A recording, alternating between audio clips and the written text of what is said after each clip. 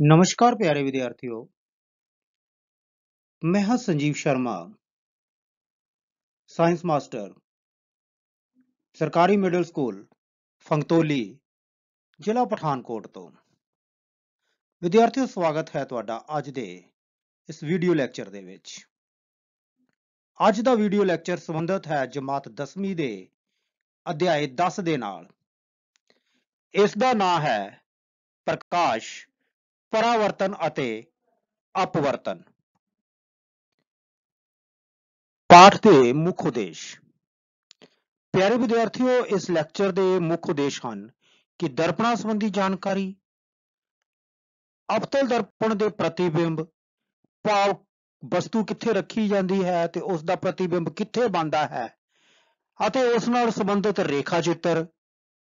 ਫਿਰ ਉਹਨਾਂ ਰੇਖਾ ਚਿੱਤਰਾਂ ਨੂੰ ਜਾਂ ਰੇ ਡਾਇਗਰਾਮਸ ਨੂੰ ਬਣਾਉਣ ਸੰਬੰਧੀ ਕੁਝ ਸਾਵਧਾਨੀਆਂ ਜਿਨ੍ਹਾਂ ਦਾ ਅਸੀਂ ਪਾਲਣ ਕਰਨਾ ਹੈ। ਅਸੀਂ ਜਾਣਦੇ ਹਾਂ ਕਿ ਦਰਪਣ ਦੋ ਤਰ੍ਹਾਂ ਦੇ ਹੁੰਦੇ ਹਨ, ਇੱਕ ਸਮਤਲ ਦਰਪਣ ਤੇ ਦੂਸਰੇ ਗੋਲਾਕਾਰ ਦਰਪਣ। ਅੱਜ ਅਸੀਂ ਗੋਲਾਕਾਰ ਦਰਪਣਾਂ ਬਾਰੇ ਹੀ ਗੱਲ ਕਰਾਂਗੇ। ਗੋਲਾਕਾਰ ਦਰਪਣ ਕਿਸੇ ਖੋਖਲੇ ਗੋਲੇ ਦਾ ਹਿੱਸਾ ਹੁੰਦੇ ਹਨ। ਜਿਵੇਂ ਕਿ ਮੰਨ ਲਓ ਮੇਰੇ ਕੋਲ ਇਹ ਇੱਕ ਗੇਂਦ ਹੈ ਤੇ ਜੇ ਇਸ ਨੂੰ ਮੈਂ ਵਿਚਕਾਰ ਤੋਂ ਕੱਟ ਕੇ ਦੋ ਹਿੱਸੇ ਕਰ ਦਿਆਂ ਤਾਂ ਇਹ ਇੱਕ ਤਰ੍ਹਾਂ ਗੋਲਾਕਾਰ ਦਰਪਣ ਦਾ ਹੀ ਰੂਪ ਲੈ ਲੈਂਦੇ ਹਨ। ਗੋਲਾਕਾਰ ਦਰਪਣ ਵੀ ਦੋ ਤਰ੍ਹਾਂ ਦੇ ਹੁੰਦੇ ਹਨ, ਇੱਕ ਉੱਤਲ ਦਰਪਣ ਅਤੇ ਇੱਕ ਅਵਤਲ ਦਰਪਣ। ਜਦੋਂ ਅਸੀਂ ਇਸ ਗੇਂਦ ਨੂੰ ਵਿਚਕਾਰ ਤੋਂ ਕੱਟਿਆ ਤਾਂ ਇਹ ਦੋ ਹਿੱਸਿਆਂ 'ਚ ਵੰਡੀ ਗਈ ਅਤੇ ਇਹ ਹਿੱਸਾ ਵੀ ਇੱਕ ਤਰ੍ਹਾਂ ਉੱਤਲ ਦਰਪਣ ਜਾਂ ਅਵਤਲ ਦਰਪਣ ਦਾ ਉਦਾਹਰਣ ਹੋ ਸਕਦਾ ਹੈ। ਉਭਰਿਆ ਹੋਇਆ ਹਿੱਸਾ ਉੱਤਲ ਦਰਪਣ ਦਾ ਉਦਾਹਰਣ ਹੈ ਅਤੇ ਵਿਚਕਾਰ ਤੋਂ ਬੈਠਿਆ ਹੋਇਆ ਹਿੱਸਾ ਅਵਤਲ ਦਰਪਣ ਦਾ ਉਦਾਹਰਣ ਹੈ। ਅਸੀਂ ਇਹ ਵੀ ਕਹਿ ਸਕਦੇ ਹਾਂ, ਜੇ ਪ੍ਰਕਾਸ਼ ਦਾ ਪਰਾਵਰਤਨ ਉਭਰੀ ਹੋਈ ਸਤ੍ਹਾ ਤੋਂ ਹੁੰਦਾ ਹੈ ਤਾਂ ਉਹ ਦਰਪਣ ਉੱਤਲ ਦਰਪਣ ਹੁੰਦਾ ਹੈ, ਤੇ ਜੇ ਪ੍ਰਕਾਸ਼ ਦਾ ਪਰਾਵਰਤਨ ਡੂੰਘੀ ਸਤ੍ਹਾ ਤੋਂ ਹੁੰਦਾ ਹੈ ਤਾਂ ਉਹ ਦਰਪਣ ਅਵਤਲ ਦਰਪਣ ਹੁੰਦਾ ਹੈ। ਜੇ ਅਸੀਂ ਕਾਗਜ਼ ਦੇ ਉੱਪਰ ਦੇਖੀਏ ਤਾਂ ਉੱਤਲ ਦਰਪਣ ਸਾਨੂੰ ਸਾਹਮਣੇ ਤੋਂ ਇਸ ਤਰ੍ਹਾਂ ਦਾ ਨਜ਼ਰ ਆਉਂਦਾ ਹੈ, ਭਾਵ ਉਭਰਿਆ ਹੋਇਆ। ਅਸੀਂ ਇਸ ਤਰ੍ਹਾਂ ਵੀ ਇਸ ਨੂੰ ਦਰਸਾ ਸਕਦੇ ਹਾਂ। ਅਵਤਲ ਦਰਪਣ ਸਾਨੂੰ ਇਸ ਤਰ੍ਹਾਂ ਦਾ ਨਜ਼ਰ ਆਉਂਦਾ ਹੈ, ਭਾਵ ਵਿਚਕਾਰ ਤੋਂ ਬੈਠਿਆ ਹੋਇਆ, ਤੇ ਅਸੀਂ ਇਹਨੂੰ ਇਸ ਤਰ੍ਹਾਂ ਵੀ ਦਰਸਾ ਸਕਦੇ ਹਾਂ। ਉੱਤਲ ਦਰਪਣ ਦੇ ਵਿੱਚ ਪ੍ਰਕਾਸ਼ ਦਾ ਪਰਾਵਰਤਨ ਇਸ ਸਤ੍ਹਾ ਤੋਂ ਹੁੰਦਾ ਹੈ, ਅਵਤਲ ਦਰਪਣ ਦੇ ਵਿੱਚ ਪ੍ਰਕਾਸ਼ ਦਾ ਪਰਾਵਰਤਨ ਇਸ ਸਤ੍ਹਾ ਤੋਂ ਹੁੰਦਾ ਹੈ। ਹਾਂ ਪਿਆਰੇ ਵਿਦਿਆਰਥੀਓ, ਸਭ ਤੋਂ ਪਹਿਲਾਂ ਅਸੀਂ ਅਵਤਲ ਦਰਪਣ ਦੇ ਉੱਤੇ ਰੇਖਾ ਚਿੱਤਰ ਬਣਾਉਣੇ ਸਿੱਖਾਂਗੇ। ਰੇਖਾ ਚਿੱਤਰ ਮਤਲਬ ਕੀ ਹੋਇਆ? ਰੇ ਡਾਇਗਰਾਮਸ। ਇਹ ਰੇ ਡਾਇਗਰਾਮ ਅਲੱਗ-ਅਲੱਗ ਪੁਸਤਕਾਂ ਦੇ ਵਿੱਚ ਅਲੱਗ-ਅਲੱਗ ਹੁੰਦੇ ਹਨ,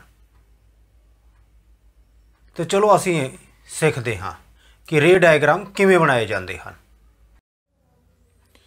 ਪਿਆਰੇ ਵਿਦਿਆਰਥੀਓ, ਰੇਖਾ ਚਿੱਤਰ ਜਾਂ ਰੇ ਡਾਇਗਰਾਮ ਬਣਾਉਣ ਤੋਂ ਪਹਿਲਾਂ ਮੈਂ ਸੋਚਿਆ ਕਿ ਤੁਹਾਡੇ ਨਾਲ ਇੱਕ ਮਹੱਤਵਪੂਰਨ ਗੱਲ ਕਰ ਲਈ ਜਾਵੇ। ਮੈਂ ਆਮ ਤੌਰ 'ਤੇ ਦੇਖਿਆ ਹੈ ਕਿ ਬੱਚੇ ਰੱਟਾ ਲਗਾਉਂਦੇ ਹਨ ਇਸ ਨੂੰ, ਕਿ ਪ੍ਰਤੀਬਿੰਬ ਦੀਆਂ ਕਿੰਨੀਆਂ ਸਥਿਤੀਆਂ ਹੋ ਸਕਦੀਆਂ ਹਨ ਤੇ ਵਸਤੂ ਦੀਆਂ ਕਿੰਨੀਆਂ ਸਥਿਤੀਆਂ ਹੋ ਸਕਦੀਆਂ ਹਨ। ਇਸ ਨੂੰ ਕੋਈ ਯਾਦ ਕਰਨ ਦੀ ਜ਼ਰੂਰਤ ਨਹੀਂ ਹੈ, ਸਮਝ ਲਓ ਜਰਾ ਕੁ। ਇਹ ਸੀ ਕੀ ਹੈ? Centre of curvature. P pole ਆ ਗਿਆ, ਐਫ ਕੀ ਆ ਗਿਆ? ਫੋਕਸ। ਬਸ ਇਹਨਾਂ ਦੇ ਹਿਸਾਬ ਦੇ ਨਾਲ ਹੀ ਵਸਤੂ ਦੀਆਂ ਸਥਿਤੀਆਂ ਹੁੰਦੀਆਂ। ਇੱਕ ਸਥਿਤੀ ਹੋ ਸਕਦੀ ਹੈ ਕਿ ਅਨੰਤ ਦੇ ਉੱਤੇ। ਕਿਹੜੀ ਹੋ ਸਕਦੀ ਹੈ? ਅਨੰਤ ਦੇ ਉੱਤੇ। ਮੈਨੂੰ ਲੱਗਦਾ ਕਿ ਲਿਖਣ ਦੀ ਵੀ ਜ਼ਰੂਰਤ ਨਹੀਂ ਹੈ, ਤੁਹਾਨੂੰ ਯਾਦ ਹੀ ਰਹੇਗਾ। ਇੱਕ ਸਥਿਤੀ ਹੋ ਸਕਦੀ ਹੈ ਅਨੰਤ ਦੇ ਉੱਤੇ। ਦੂਸਰੀ ਹੋ ਸਕਦੀ ਹੈ ਕਿ ਵਸਤੂ ਸੀ ਤੋਂ ਪਿੱਛੇ ਪਈ ਹੋਵੇ, ਇਹ ਦੂਸਰੀ ਸਥਿਤੀ ਹੋ ਗਈ। ਹੁਣ ਜੇ ਮੈਂ ਅੱਗੇ ਵੱਲ ਵਧਾਂ ਤਾਂ ਤੀਸਰੀ ਸਥਿਤੀ ਆ ਗਈ ਸੀ ਬਿੰਦੂ ਹੈ, ਤਾਂ ਵਸਤੂ ਸੀ ਬਿੰਦੂ ਤੇ ਹੋ ਸਕਦੀ ਹੈ। ਚੌਥੀ ਆ ਗਈ ਕਿ ਸੀ ਔਰ ਐਫ ਦੇ ਕਿਤੇ ਵੀ ਵਿਚਕਾਰ ਹੋ ਸਕਦੀ ਹੈ। ਅਸੀਂ ਕਿਸੇ ਵੀ ਚੀਜ਼ ਨੂੰ ਰੱਖਣਾ ਹੋਵੇ ਤਾਂ ਇੱਦਾਂ ਰੱਖ ਸਕਦੇ ਆ ਨਾ, ਕਿ ਸੀ ਤੋਂ ਇਹ ਬਹੁਤ ਪਿੱਛੇ ਰੱਖਤੀ ਮਤਲਬ ਅਨੰਤ ਹੋ ਗਿਆ, ਫਿਰ ਸੀ ਤੋਂ ਥੋੜਾ ਜਿਹਾ ਪਿੱਛੇ ਰੱਖਤੀ, ਇੱਕ ਦੂਸਰੀ ਸਥਿਤੀ ਹੋ ਗਈ। ਫਿਰ ਆ ਗਿਆ ਕਿ ਮੈਂ ਤਾਂ ਸੀ ਦੇ ਉੱਤੇ ਹੀ ਕੋਈ ਚੀਜ਼ ਰੱਖਤੀ ਲਿਆ ਕੇ, ਇਹ ਮੇਰੇ ਪ੍ਰਤੀਬਿੰਬ ਦੀ ਵਸਤੂ ਦੀ ਤੀਸਰੀ ਸਥਿਤੀ ਹੋ ਗਈ। फिर मैं वस्तु लियांदी चुक के ते सी और एफ दे विचकार रखती। हुण अगली स्थिति किहड़ी आएगी? एफ आ गया। ये पंजवीं स्थिति आ गई साडी कि मैं वस्तु चुकी एफ दे उत्ते रख दी। हुण अंतिम स्थिति आ गई। इस तो बाद अगली कोई स्थिति है ही नहीं, क्योंकि असीं तो दर्पण तो खब्बे पासे ही रखना है सारा कुछ। तो लास्ट स्थिति की आ गई? एफ और पी दे विचकार, कि वस्तु नूं एफ और पी दे विचकार किथे भी रख दिओ। तो सानू अगर समझना होवे तो समझण की जरूरत इन्नी है कि 3 बिंदुआं की समझ होवे, सी एफ ते पी दी। बाकी साडा अपना दिमाग है, अपनी सोच है, असीं आपे ही समझ सकते हैं कि एक वस्तु बहुत दूर हो सकती है अनंत ते, दूसरी सी तो थोड़ी जी पिछे हो सकती है, दूसरी स्थिति होगी, तीसरी सी दे उत्ते हो सकती है, तीसरी स्थिति होगी, फिर चौथी आ गई सी और एफ दे विचकार रख सकते हैं। ये तो तुसीं अपने आप भी प्रैक्टिकल फर्श के उत्ते लाइनां खिंच के भी तो कर सकते हो। याद रखने की या रट्टा लगाने की जरूरत की है? समझो इनू चीज़ नूं एफ दे उत्ते रख सकते हैं। और लास्ट स्थिति आ गई साडी एफ और पी दे विचकार दी। तो जे स्थितियां 5 वस्तुओं दी हैं, सॉरी 6 वस्तुओं दी स्थितियां हैं, तो उस तरह 6 स्थितियां की होणगियां? प्रतिबिंब दियां भी। सो इस चीज़ नूं समझो, ना कि रट्टा लगाओ। विद्यार्थियों, ये जो कर्व तुहानूं दिखाई दे रही है, ये साडे लिए एक अवतल दर्पण है। इस दे विच प्रकाश का परिवर्तन इस सतह तो होएगा, अंदरली सतह तो। हुण असीं इहदे उत्ते ही रे डायग्राम बनानी है, पर मेरा एक छोटा जिहा सुझाव है। कई बार असीं देखिया है कि विद्यार्थी गलती करते हैं। सो रे डायग्राम बनाउण दे लई हर तरह का मेजरमेंट जिहड़ी है या नाप है वो बिल्कुल ठीक होना चाहिए है। तो इसलिए मेरा सुझाव है कि तुसीं की करना है कि प्रकार लैनी है, प्रकार पेंसिल और फुट्टा तीनों का वरतों करनी है। ये प्रकार लैनी है, उस दे नाल यह जिहड़ी कर्व लगानी है अवतल दर्पण दे लई, वो लगभग 6 सेंटीमीटर या 5 सेंटीमीटर की लगा लेनी है। हुण जानते हाँ कि ये सी जिहड़ा है, इस जगह के उत्ते असीं की रखिया सी? प्रकार की सूई, जां इदां कह लो कि जिथे प्रकार की सूई रखी सी उन्होंने असीं सी मान लेना। यह साडा पी है, यह साडा अवतल दर्पण बनिया है। सो सी और पी दे विचकार दूरी कितनी सीगी? मान लो मैं 6 सेंटीमीटर का चक्कर लगाया, तो यह दूरी सीगी 6 सेंटीमीटर की। हुण सी और पी दे बिल्कुल विचकार मैं नाप के अध विचकार बिल्कुल मान लो 6 सेंटीमीटर सीगा, तो कितना हो गया वह? 3 सेंटीमीटर। उस 3 सेंटीमीटर के उत्ते एफ लिख देना है। ये होएगा फोकस। याद रखना कि छोटे द्वारक वाले या अपर्चर वाले दर्पणों लई ये जिहड़ा एफ है, ये सी और पी दे बिल्कुल विचकार जिहा हुंदा है। जे असी इन्हां दूरियां नूं बिना नापिया ही लै लांगे, मन्निया कि कड़ा वरत लिया, उस तो बाद इत्थे 6 सेंटीमीटर की दूरी ते रख लिया, तो फिर असी अपने रे डायग्राम बनाउण लगे तो हो सकता है गलत बन जाण। क्योंकि जरूरी नहीं है कि जिस कड़े नाल या चूड़ी नाल तुसीं वो कर्व बनाई सीगी, तो जिथे एस सी लिखिया वो सी सच्ची ही उसका ही रेडियस है या अर्ध व्यास है। इसलिए नापना बहुत जरूरी है। दोहरा रहा मैं कि यह सर्कल की आर्क है, प्रकार खोलनी है, उस नाल ये आर्क लगानी है। मान लो 6 सेंटीमीटर ते लगाई, जिथे सूई रखी उथे सी लिखता, वो हो गया वक्रता अर्ध व्यास या सेंटर ऑफ करवेचर। फिर क्योंकि ये दूरी अर्ध व्यास सीगी तो ये 6 सेंटीमीटर है, तो उसका अध कढ़ लेना है 3 सेंटीमीटर। उत्थे फिर असीं की लिख देना एफ। जे इस तरह करोगे तो रे डायग्राम साडी बिल्कुल ठीक बनेगी। तो चलो विद्यार्थियों, पहली रे डायग्राम या रेखा चित्र ड्रॉ करते हैं। पर चलो एक बार फिर दोहरा लीए कि किरणां दे बारे, कि रेखावां हुंदियां किस तरह दीयां हन। सब तो पहली है, आप सिंपल तो सिंपल चीज़ याद रखनी है। किताबों के विच बहुत लंबी परिभाषा दी हुई है, उन्होंने याद नहीं रखना। छोटे तो छोटी जी गल याद रखनी है। असी की याद रखना है कि जे इत्थों एक किरण चलती है और वो पैरेलल किहदे है प्रिंसीपल एक्सिस दे, तो वो दर्पण के उत्ते टकराउण तो बाद एफ दे विचों वापस आएगी। तो इन्नी लंबी गल याद रखने की जरूरत नहीं है कि जी कोई किरण चलती है और अगर वो प्रिंसीपल एक्सिस दे पैरेलल है तो टकराउण तो बाद वापस आती है तो एफ दे विचों निकलती है। इन्ना लंबा याद करने की जरूरत नहीं है, बड़ा सिंपल जिहा याद रखना है। असीं की याद रखना है? पैरेलल एफ, कि पैरेलल किहदे है प्रिंसीपल एक्सिस दे, निकलेगी कित्थों एफ तो। दूजी रे साड़ी की हो सकती है एफ चों निकली तो पैरेलल होगी किहदे प्रिंसीपल एक्सिस दे। इनू भी बड़ा सिंपल है याद रखना, एफ पैरेलल, एफ तो निकली प्रिंसीपल एक्सिस दे पैरेलल। तीसरी किरण किहड़ी हो सकती है कि सी चों निकली इस तरह, फिर इत्थे टकराउण तो बाद सी दे विचों ही वापस चली गई, ये तीसरी किरण होगी। चौथी की हो सकती है कि किरण इत्थों चली पी दे उत्ते टकराई। हुण नियम याद कर लेने, एंगल आई किहदे बराबर होंदा है एंगल आर दे, तो जे ये 60 डिग्री का होएगा तो वापस भी किन्ने ते जाएगी 60 डिग्री ते। सो विद्यार्थियों ये 4 किरणां साडियां जिहदियां छोटी जी दोहराई असीं कीती है, इन्हां विचों कोई भी 2 किरणां वरत लो तो तुहाडी रे डायग्राम बन जाएगी। हुण सब तो पहले असीं करांगे अनंत दे उत्ते। सो विद्यार्थियों याद रखना, जदों अनंत दे उत्ते कोई वस्तु पई हुंदी है तो उस दियां किरणां पहलां ही पैरेलल हो जांदियां जां समानांतर हो जांदियां। सो असीं हुण याद की करना है जां डायग्राम बनानी है। सो ए रखी जी पैरेलल आ रही है, मिरर दे उत्ते टकराई जां दर्पण ते टकराई, किहदे पैरेलल सीगी प्रिंसीपल एक्सिस दे, निकलेगी कित्थों हुण वापस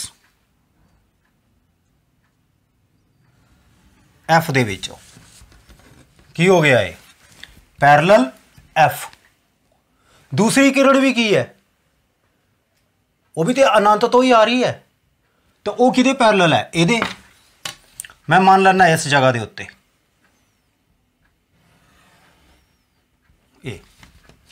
हुण टकरा के वापस जाएगी। रूल की कहता साडा पैरेलल एफ, पैरेलल किहदे है प्रिंसीपल एक्सिस दे, वापस कित्थों निकलेगी एफ चो। ए लो जिथों ये दोनों ने कट्टिया उस जगह के उत्ते इमेज बनेगी। हुण इमेज कित्थे बनी, कित्थे कट्टिया उन्हें एफ दे उत्ते, तो यदा मतलब ये होया कि जदों किरणां अनंत तो चलियां तां इमेज कित्थे बन जाती है वस्तु की एफ दे उत्ते बनती है। और वस्तु का इमेज का साइज की है पॉइंट साइज जां बिंदु वाला साइज कवांगे इस नूं, और ये है की है बिल्कुल वास्तविक प्रतिबिंब है। सो प्यारे विद्यार्थियों मैनूं आस है कि पहला केस तुहानूं बिल्कुल समझ आ गया होएगा। सो विद्यार्थियों हुण असीं दूसरा केस डिस्कस करांगे। दूसरे केस दे विच वस्तु साडी कित्थे पई है सी तो परे, मतलब सी तो पिछले पासे। इहदे वास्ते असीं रे डायग्राम बनानी है। शर्तां साडियां उही हन, 4 किरणां, उन्हां विचों 4 चों कोई भी 2 वरत लो। मैं बड़ा सिंपल रखिया है पैरेलल एफ ते एफ पैरेलल। तो चलो पहली पैरेलल एफ, वस्तु कित्थे है इस जगह के उत्ते, ए बी। हुण ए तो किरण चलेगी किस दे पैरेलल है प्रिंसीपल एक्सिस दे। हाँ पिछले वीडियो दे विच एक मैं थोड़ी जी गलती कर गया जिहड़ी तुहानूं दस नहीं सकिया। तुसीं ध्यान रखना है कि जदों एक किरण इस तरह चलेगी तो इस दे उत्ते इस तरह निशान भी पाना है ताकि पता लग जाए कि एक किरण की दिशा इस तरह की है। हुण ये पैरेलल है किहदे प्रिंसीपल एक्सिस दे, निकलेगी कित्थों दी एफ तो। ये पहली शर्त होगी साड़ी पैरेलल एफ। दूसरी शर्त एफ पैरेलल, इथों किरण चली कित्थों निकली एफ चो,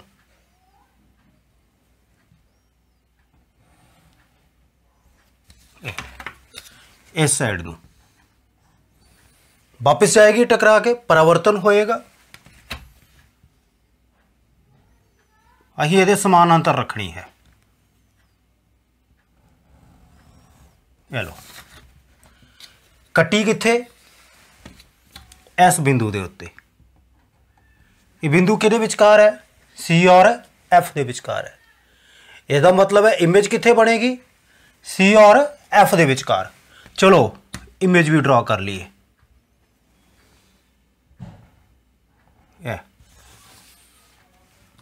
की बनी है, उल्टी। इत्थे बी है, यह की हो गया ए। पर वस्तु का आकार भी की है, बड़ा है। प्रतिबिंब का आकार की है, छोटा। सो वस्तु अहीं कित्थे रखी सीगी, सी तो पिछे। इमेज कित्थे बनी, सी और एफ दे विचकार।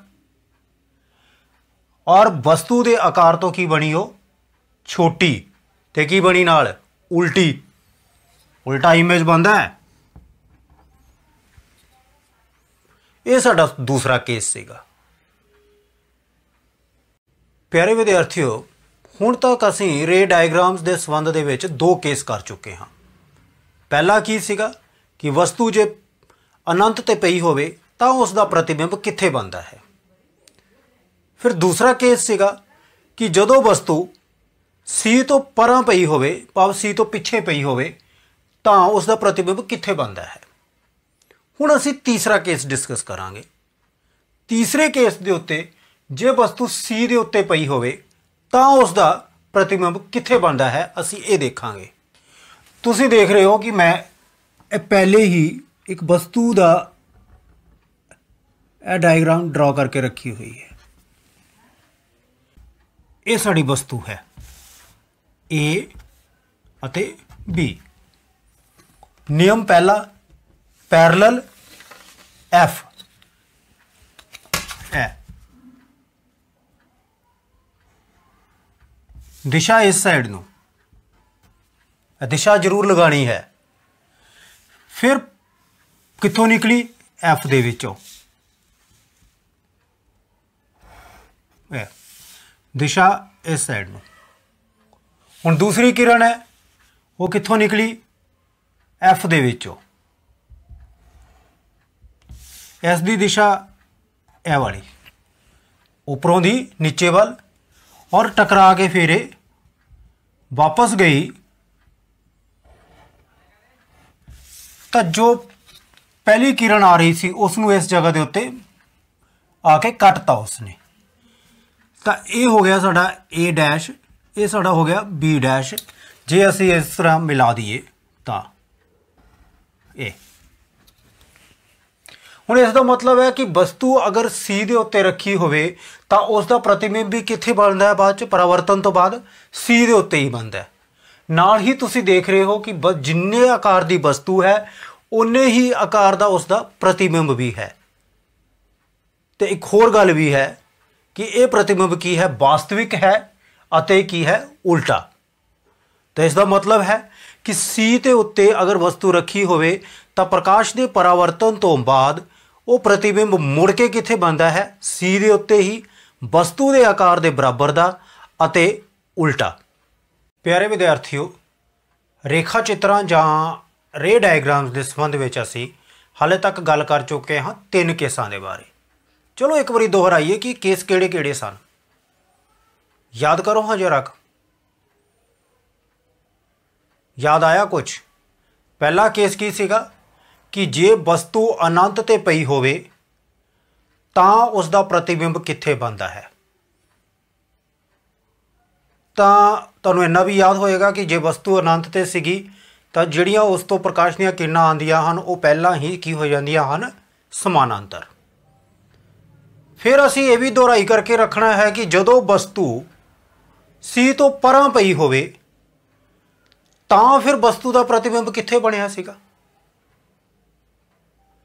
फिर असीं तीसरे केस के उत्ते गल कीती जदों, तो उदों वस्तु कित्थे सीगी, सी दे उत्ते ही। तो वह भी याद करो अपने दिमाग दे विच, दोहरा लो एक बारी, चित्र लियाओ अपने दिमाग दे विच, इमेजिनेशन दे विच कि ਸੀ ਦੇ ਉੱਤੇ ਜਦੋਂ ਵਸਤੂ ਰੱਖੀ ਸੀ ਤਾਂ ਉਸ ਦਾ ਬਿੰਬ ਜਾਂ ਪ੍ਰਤੀਬਿੰਬ ਕਿੱਥੇ ਬਣਿਆ ਸੀ। ਤੇ ਨਾਲ ਹੀ ਇੱਕ ਹੋਰ ਗੱਲ ਵੀ ਹੈ ਕਿ ਇਹ ਪ੍ਰਤੀਬਿੰਬ ਸਾਰੇ ਦੇ ਸਾਰੇ ਵਾਸਤਵਿਕ ਹਨ ਅਤੇ ਉਲਟੇ ਵੀ ਹਨ।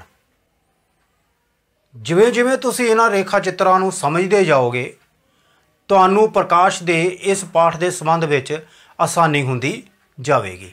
ਹੁਣ ਅਸੀਂ ਚੌਥੇ ਕੇਸ ਦੇ ਬਾਰੇ ਗੱਲ ਕਰਾਂਗੇ। ਉਹ ਸਾਡੇ ਸਾਹਮਣੇ ਆਵੇਗਾ ਚੌਥਾ ਕੇਸ। ਚੌਥੇ ਕੇਸ ਦੇ ਵਿੱਚ ਵਸਤੂ ਕਿੱਥੇ ਹੋਏਗੀ? ਇਹ ਸਾਡਾ C ਹੈ, ਇਹ F ਹੈ, ਇਹ P ਹੈ। C ਤੋਂ ਪਿੱਛੇ ਵਾਲਾ ਵੀ ਹੋ ਗਿਆ। ਹੁਣ C ਔਰ F ਦੇ ਵਿਚਕਾਰ, ਇਹ ਸੈਂਟਰ ਆਫ ਕਰਵੇਚਰ ਔਰ F ਦੇ ਵਿਚਕਾਰ ਵਸਤੂ ਅਸੀਂ ਰੱਖ ਲਾਂਗੇ। ਚਲੋ ਰੱਖ ਕੇ ਦੇਖੀਏ।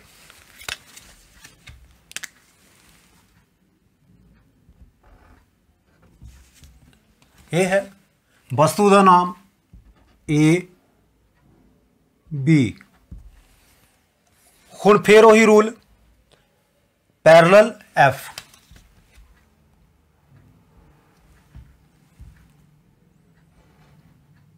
ਇਹ ਰੇਖਾ ਕਿਰਨ ਦੀ ਡਾਇਰੈਕਸ਼ਨ, ਪ੍ਰਕਾਸ਼ ਦੀ ਕਿਰਨ ਦੀ। ਵਸਤੂ ਕਿੱਥੋਂ ਨਿਕਲੀ, ਕਿਰਨ ਕਿੱਥੋਂ ਨਿਕਲੀ ਪਰਾਵਰਤਨ ਤੋਂ ਬਾਅਦ? F ਦੇ ਵਿੱਚੋਂ। ਬਾਰ-ਬਾਰ ਮੈਂ ਦੁਹਰਾ ਰਿਹਾ ਹਾਂ, ਪੈਰਲਲ F। ਪੈਰਲਲ ਕਿਹਦੇ ਹੈ? ਪ੍ਰਿੰਸੀਪਲ ਐਕਸਿਸ ਦੇ। ਹੁਣ ਦੂਸਰੀ ਕਿਰਨ F ਦੇ ਵਿੱਚੋਂ ਨਿਕਲੇਗੀ।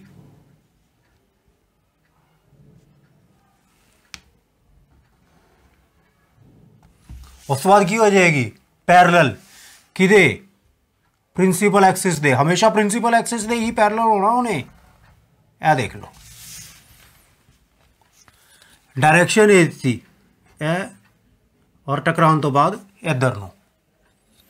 ਹੁਣ ਉੱਪਰ ਵਾਲੇ ਨਾਲ ਮਿਲਾ ਦਿਓ ਇਸ ਨੂੰ। ਇੱਥੇ ਕੀ ਹੋ ਗਿਆ? B dash. ਇਹ ਕੀ ਹੋ ਗਿਆ? A dash. इसका मतलब वस्तु की बन गई, वस्तु का इमेज क्या बन गया? उल्टा। ते नाल की है? वास्तविक है। लेकिन वस्तु तो आकार तो की है बड़ा है और C तो की बनया है? परा बनया है। इसका मतलब हो गया जे वस्तु C और F के विचकार रखी है तो प्रतिबिंब C तो परा बनता है, उल्टा बनता है अते की बनता है? वस्तु के आकार तो बड़ा अते वास्तविक। रेखा चित्रां जां रे डायग्राम के संबंध में हुण वस्तु की स्थिति है पंजवीं रे डायग्राम। साडी वस्तु कित्थे है? F दे उत्ते। सो देखते हैं कि वस्तु अगर F दे उत्ते होवे तां इमेज किस तरह बनती है।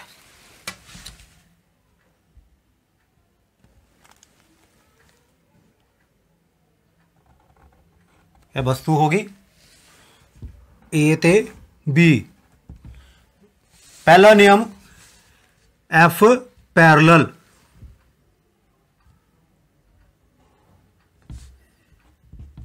वस्तु ऊपर वाल है, प्रकाश की किरण इधर नूं गई, कित्थों वापस आएगी? फोकस दे विचों, F दे विचों। पहला रूल की हो गया? Parallel F। पैरेलल होगी तो F दे विचों निकल गई। लेकिन हुण इत्थे आके थोड़ा जिहा साडा पेच फस गया। असीं हाले तक तो यूज़ करते रहे दूसरा नियम कि F पैरेलल। हुण इत्थे किरण F दे विचों कित्थों कड्ढीए? फिर इत्थे असीं एक होर कोई रूल ले लैने हैं। मैं नियम लै रहा कि C दे विचों लंघे तो फिर परिवर्तन होने तो बाद फिर C दे विचों ही वापस चली जाती है। ये साडा C है।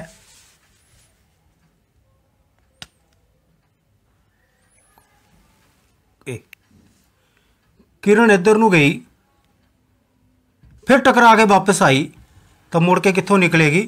C दे विचों ही निकलेगी। भाव इस तरह गई फिर वापस आ गई। हुण तुसीं देखिया कि ये किरणां टकराउण तो बाद वापस आ गई। इसका मतलब है इसका इमेज कित्थे बनेगा? हुण अनंत दे उत्ते। वस्तु तो बहुत वड्डा होएगा। तो एक अच्छा पहला केस भी याद करो कि वस्तु अनंत दे उत्ते पई हुई सी तो प्रतिबिंब कित्थे बनिया सीगा? फोकस दे उत्ते। हुण वस्तु F दे उत्ते पई हुई है, फोकस दे उत्ते पई हुई है, तो प्रतिबिंब कित्थे बन रहा है? अनंत ते। ਵਸਤੂ ਫੋਕਸ ਦੇ ਸੌਰੀ ਵਸਤੂ ਅਨੰਤ ਤੇ ਤਾਂ ਇਮੇਜ ਕਿੱਥੇ? ਫੋਕਸ ਦੇ ਉੱਤੇ। ਵਸਤੂ ਫੋਕਸ ਦੇ ਉੱਤੇ ਤੇ ਇਮੇਜ ਕਿੱਥੇ? ਅਨੰਤ ਤੇ। ਵੱਡੀ ਤੇ ਬਹੁਤ ਵੱਡੀ ਉਸ ਨਾਲੋਂ, ਤੇ ਵਾਸਤਵਿਕ ਅਤੇ ਉਲਟੀ। ਪਿਆਰੇ ਵਿਦਿਆਰਥੀਓ, ਹੁਣ ਰੇ ਡਾਇਗਰਾਮ ਦੇ ਸੰਬੰਧ ਦੇ ਵਿੱਚ ਸਾਡਾ ਇਹ ਆਖਰੀ ਕੇਸ ਹੈ ਜਾਂ ਆਖਰੀ ਸਥਿਤੀ ਹੈ। ਪਹਿਲੀਆਂ 5 ਸਥਿਤੀਆਂ ਸਮਝ ਆ ਗਈਆਂ ਹੋਣੀਆਂ ਤੁਹਾਨੂੰ। ਹੁਣ ਇਹ ਲਾਸਟ ਸਥਿਤੀ ਹੈ। ਲਾਸਟ ਸਥਿਤੀ ਦੇ ਵਿੱਚ ਅਸੀਂ ਦੇਖਣਾ ਹੈ ਕਿ ਜੇ ਵਸਤੂ F ਅਤੇ P ਦੇ ਵਿਚਕਾਰ ਪਈ ਹੋਵੇ ਤਾਂ ਉਸ ਦੀ ਇਮੇਜ ਕਿੱਥੇ ਬਣਦੀ ਹੈ। ਇਸ ਤੋਂ ਪਹਿਲੇ ਵੀ ਮੈਂ ਇੱਕ ਤੁਹਾਨੂੰ ਛੋਟੀ ਜਿਹੀ ਸਾਵਧਾਨੀ ਵੀ ਦੱਸ ਦਿਆਂ ਇਹਦੇ ਬਾਰੇ। ਤੁਸੀਂ ਦੇਖ ਰਹੇ ਹੋ ਕਿ ਕਾਗਜ਼ ਨੂੰ ਮੈਂ ਇਸ ਤਰ੍ਹਾਂ ਰੱਖ ਲਿਆ। ਤੁਸੀਂ ਵੀ ਜਦੋਂ ਇਹ ਡਾਇਗਰਾਮ ਬਣਾਉਣੀ ਹੈ ਤਾਂ ਥੋੜਾ ਧਿਆਨ ਰੱਖਣਾ ਹੈ ਔਰ ਵਸਤੂ ਨੂੰ F ਔਰ P ਦੇ ਵਿਚਕਾਰ ਜਦੋਂ ਰੱਖਣਾ ਹੈ ਤਾਂ ਅੱਧ ਦੇ ਵਿਚਕਾਰ ਰੱਖਿਓ ਤਾਂ ਕਿ ਤੁਹਾਨੂੰ ਇਮੇਜ ਬਣਾਉਣ ਲੱਗਿਆਂ ਕੋਈ ਮੁਸ਼ਕਲ ਪੇਸ਼ ਨਾ ਆਵੇ। ਵੈਸੇ ਤਾਂ ਤੁਸੀਂ ਵਸਤੂ ਨੂੰ ਜਿੱਥੇ ਮਰਜ਼ੀ ਰੱਖ ਲਓ, ਇਮੇਜ ਬਣ ਜਾਏਗੀ, ਲੇਕਿਨ ਜਦੋਂ ਅਸੀਂ ਇਹਨਾਂ ਕਿਰਨਾਂ ਨੂੰ ਪਿੱਛੇ ਵੱਲ ਵਧਾਉਂਦੇ ਹਾਂ ਤਾਂ ਉਹਨਾਂ ਨੂੰ ਮਿਲਾਉਣ ਲੱਗਿਆਂ ਮੁਸ਼ਕਿਲ ਆਉਂਦੀ ਹੈ। ਇਸ ਲਈ ਮੇਰੀ ਸਲਾਹ ਹੈ ਕਿ ਇਹ ਜਿਹੜੀ ਵਸਤੂ ਹੈ A ਤੇ B, ਇਸ ਨੂੰ ਕਿਤੇ ਅੱਧ ਵਿਚਕਾਰ ਜਿਹਾ ਰੱਖ ਲਿਆ ਜਾਵੇ। ਸੋ ਹੁਣ ਵਸਤੂ ਰੱਖੀ ਹੋਈ ਹੈ, ਅਸੀਂ ਇਹ ਡਾਰਕ ਕਰ ਦੇਣਾ ਇਹਨੂੰ ਮੈਂ ਥੋੜਾ ਜਿਹਾ। ਇਹ ਦੇਖੋ, ਇਹ A, ਇਹ B, ਦਿਸ਼ਾ ਉੱਪਰ ਵੱਲ। ਪੈਰਲਲ ਰੂਲ ਮੇਰਾ ਚੇਂਜ ਨਹੀਂ ਹੋਇਆ। ਕਿਹੜਾ ਸੀਗਾ? F parallel. ਸੌਰੀ, ਪਹਿਲਾ ਰੂਲ ਕਿਹੜਾ ਸੀਗਾ? Parallel F। ਸੋ ਪੈਰਲਲ ਅਸੀਂ ਇਸੇ ਤਰ੍ਹਾਂ ਕਰ ਲਿਆ। ਕਿਹਦੇ ਪੈਰਲਲ ਕਰ ਲਿਆ? ਪ੍ਰਿੰਸੀਪਲ ਐਕਸਿਸ ਦੇ। ਪ੍ਰਿੰਸੀਪਲ ਐਕਸਿਸ ਦੇ ਪੈਰਲਲ ਕੀਤਾ ਤਾਂ ਕਿੱਥੋਂ ਨਿਕਲੇਗੀ ਉਹ ਟਕਰਾਉਣ ਤੋਂ ਬਾਅਦ? ਇਹ ਇੱਧਰ ਨੂੰ, ਭਾਵ ਇੱਧਰ ਨੂੰ ਗਈ, ਇਸ ਸਾਈਡ ਨੂੰ ਗਈ, ਦਰਪਣ ਦੇ ਉੱਤੇ ਟਕਰਾਈ, ਪ੍ਰਕਾਸ਼ ਦਾ ਪਰਾਵਰਤਨ ਹੋਇਆ, ਵਾਪਸ ਆ ਗਈ ਤੇ ਵਾਪਸ ਆਉਂਦੇ ਹੋਏ ਕਿੱਥੋਂ ਲੰਘੀ? F ਦੇ ਵਿੱਚੋਂ ਦੀ। ਹੁਣ ਅਸੀਂ ਦੂਸਰੀ ਕਿਰਨ ਲੈਣੀ ਹੈ। ਹੁਣ ਇਸ ਦੇ ਵਿੱਚ ਅਸੀਂ ਦੂਸਰੀ ਕਿਰਨ ਫਿਰ ਉਸੇ ਤਰ੍ਹਾਂ ਹੀ ਲੈਣੀ ਹੈ ਕਿ ਇਹ ਕਿਰਨ C ਦੇ ਵਿੱਚੋਂ ਨਿਕਲਦੀ ਹੋਈ ਜਾਏਗੀ। ਜੇ ਇਸ ਤਰ੍ਹਾਂ, ਇਹ ਦੇਖੋ, ਇੱਥੇ ਟਕਰਾਉਂਦੀ ਹੈ ਤਾਂ ਟਕਰਾਉਣ ਤੋਂ ਬਾਅਦ ਵਾਪਸ ਆਉਂਦੀ ਹੈ ਤੇ ਕਿੱਥੋਂ ਨਿਕਲੇਗੀ? ਇਹ C ਦੇ ਵਿੱਚੋਂ।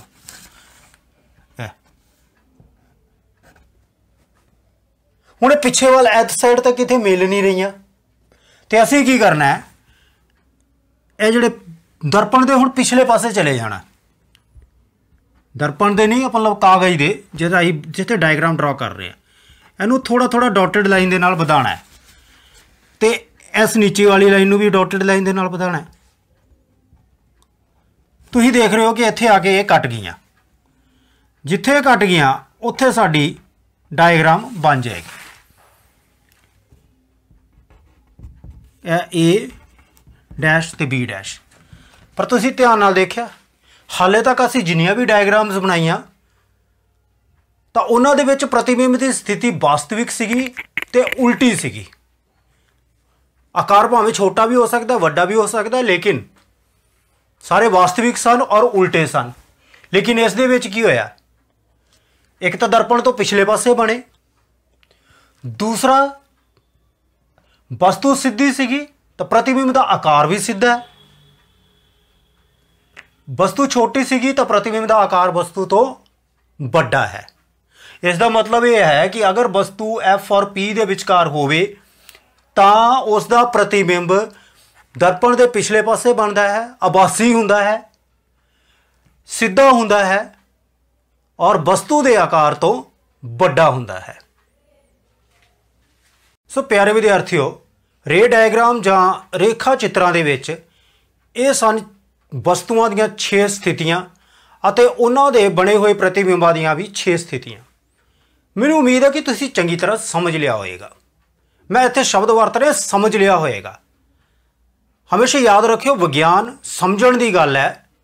ਜੇ ਸਮਝ ਲਓਗੇ ਤਾਂ ਆਸਾਨੀ ਰਹੇਗੀ, ਪਰ ਜੇ ਯਾਦ ਕਰਨ ਦੀ ਕੋਸ਼ਿਸ਼ ਕਰੋਗੇ ਤਾਂ ਇਹ ਰੇ ਡਾਇਗਰਾਮਸ ਯਾਦ ਨਹੀਂ ਹੋਣਗੀਆਂ ਤੁਹਾਨੂੰ। ਫਿਰ ਤੁੱਕਾ ਲਗਾਓਗੇ, ਰੱਟਾ ਲਗਾਓਗੇ ਔਰ ਜਦੋਂ ਐਗਜ਼ਾਮ ਦੇ ਵਿੱਚ ਕੋਈ ਪ੍ਰਸ਼ਨ ਆਏਗਾ ਭੁੱਲ ਜਾਓਗੇ। ਸੋ ਮੇਰੀ ਇੱਕ ਬੇਨਤੀ ਹੈ ਮੁੜ ਕੇ ਤੁਹਾਨੂੰ ਕਿ ਇਹਨੂੰ ਚੰਗੀ ਤਰ੍ਹਾਂ ਸਮਝੋ, ਬਾਰ-ਬਾਰ ਦੁਹਰਾਓ।